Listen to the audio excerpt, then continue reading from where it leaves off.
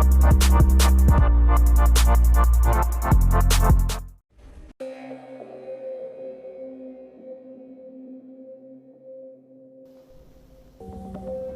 everyone, and Google, this is Sharpen Virtuality, and today we're going to take a look at Overdox. This is a third quarter over-the-top perspective of a battle royale game that is melee-based and has mobs, so maybe it's more akin to a MOBA than a full-on battle royale, but we'll get into that in a little moment. But it's a good little title that I just happened across on the Play Store, so I figured I'd try it out, and this has been nothing but pleasant. So let's get into a couple of matches and see what's going on. There's a couple of maps that you'll be randomly dropped into with 11 other real opponents. The maps themselves are pretty symmetrical, and the zone will always converge to the center, so there's no randomness as far as like other battle royale games that you may have encountered in the past.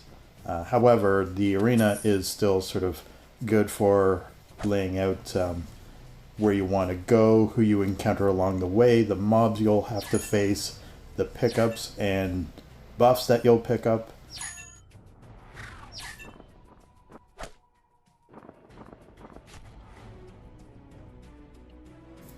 And things will heat up pretty quickly in this match, as you'll soon see.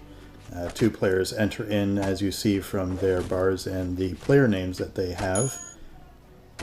You're also given a couple of skills that you'll have to pick up along the way. So I'll throw up one here that's sort of like an ice wall that blocks their path, which allows me to get the second kill. Restricting limit zone shortly. Restricting limit zone. Formidable enemy has appeared. And because of the early kill, I immediately get the wanted ping, as you see on the left-hand side there. It sort of classifies the sort of most dangerous opponent in the game. This time it will be me. And I believe the only outcome of that is just it marks the wanted person on the map. So everybody else sort of knows where I am, and I just have to fend them off if I can.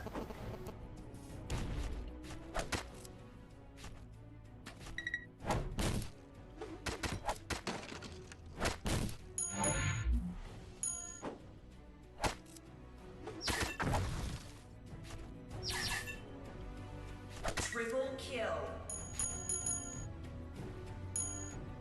Restricting limit zone shortly. Restricting limit zone.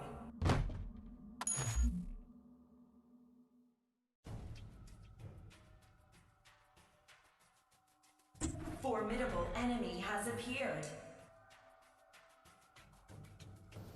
As I near the center of the map, I reach one of these sort of little buff stations, which gives me a level 3 buff. Also, the healpad is about to go off, so why not fill up there? You get buff stations throughout the map. I'm just passing by a counter that I can use coins to buy other upgrades. And there's also relic stands that will affect all players on the map. So one of them just went off now.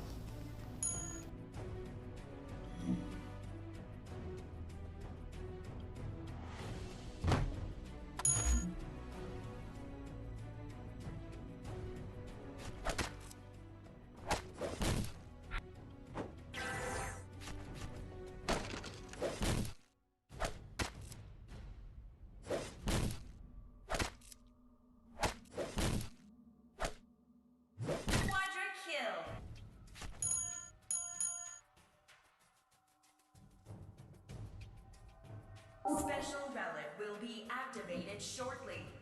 Formidable enemy has appeared. Special relics activated. Pentakill. 5th kill in the books, and you got emotes and some dancing, so thanks Floss for being popular and putting that into the game. And now it's time to enter the center of the arena. Now, on a couple of maps, you will need to sort of pay a bounty to get in. 100 coins get you into the center of the map, but you sort of want to have 100 coins in because as the zone converges in towards the center, this becomes an important strategy to actually get to the center and be one of the final opponents in the game.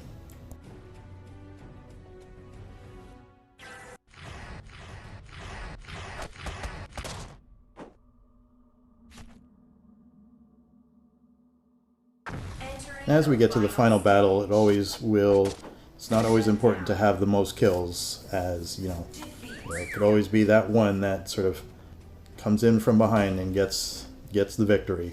Can't win them all, right? Maybe I'll have better luck in the next matches.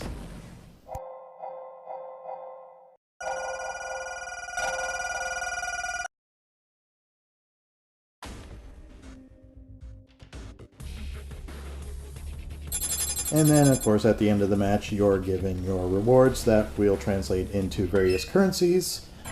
Here you see me collecting the event period bonuses, even for like a freebie, although below is you're paid if you wish to do so. You also have loot boxes, so I'm able to acquire a couple here. Loot boxes will translate into weapons, various skins for your character that have different bonuses, gold for upgrading said weapons and clothes because everything's upgradable, and you have a variety of weapons here. So I will go with a big two-handed sword. You have a variety of weapons that specify into 7 classes. Quick, like your double swords or your staff. Middle of the road, one-handed weapons with shields like sword, mace, and spear. And then big giant two-handed weapons like your double-handed sword and mace, which is a literal tree of a weapon.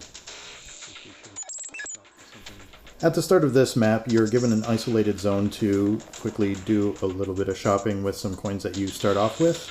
And then you're teleported, and you can pick anywhere in the map for this one, even the center zone, because it won't have a cost to get into.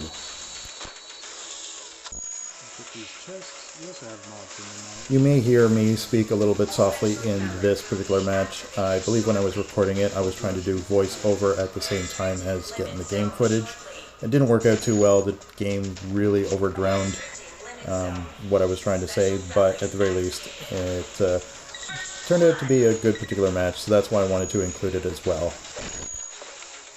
So in the first match you saw I was using a mace and shield, but in this one I opted for the two-handed sword, which has a very different strategy. It is very slow weapon to wield, so you always got to sort of plan your hits accordingly.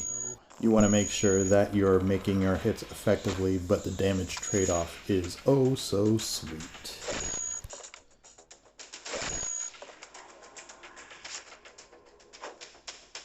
The giant sword is kind of slow. Littered around the maps are these big foliage areas, and they hide yourself from other players, so it tends to be good spots to lay in wait and ambush your opponents when they get a little bit closer.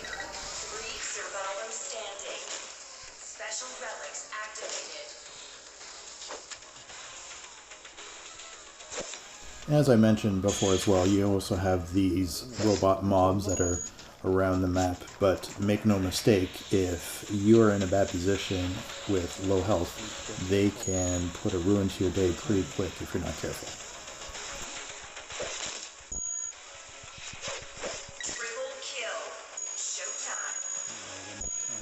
Now I think I like this game as much as I do because I was recently reminded of another top-down battle royale game that I played before. A little gem called Royal Rising.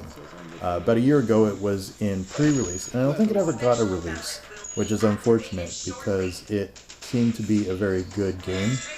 Quick matches, fun to play, easy to traverse the map, get position, and it did have that random element of where the zone was actually going for the final circle.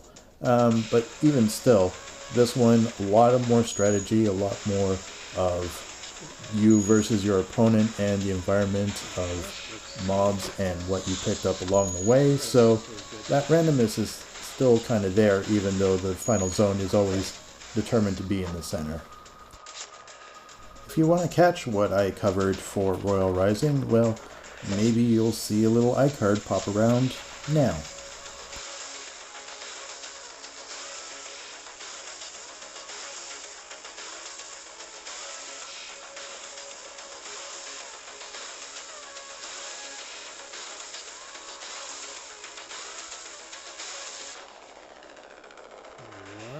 So the final opponent finally decided to show. Wouldn't have taken long anyway, and with not too much difficulty, we end the match in a victory. I am the champion.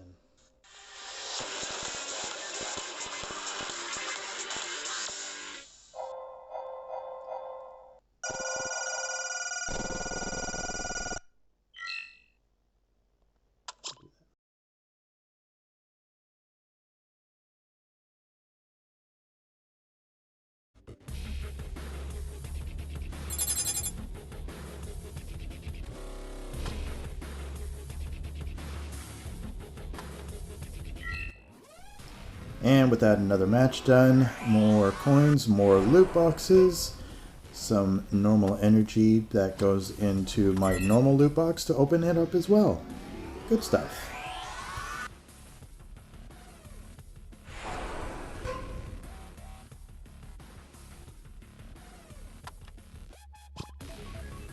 And we'll go with another match before we finish things off. This time we'll go in with double swords, go for the quick attacks, and see if we can get victorious in this one too.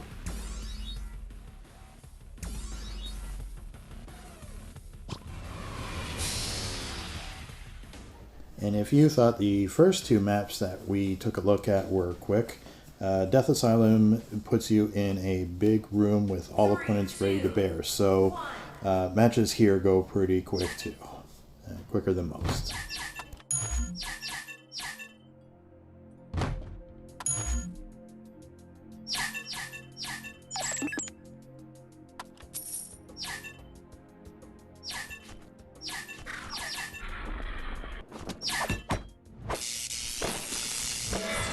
Limit zone shortly. Restricting limit zone. First kill. Double kill.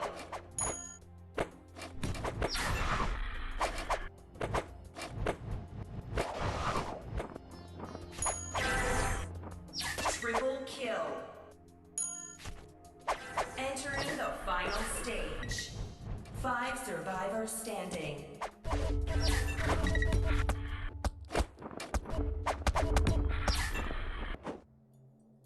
Three survivors standing.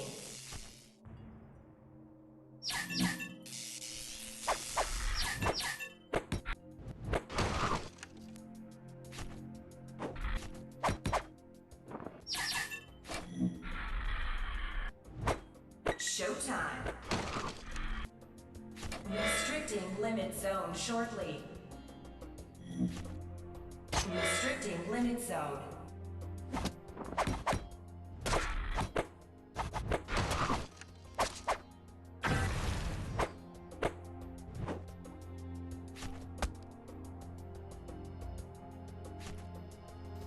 And here we see that the zone converges directly to the center, as I had mentioned, so if you find yourself being one of the final players, then controlling that center zone is key to victory.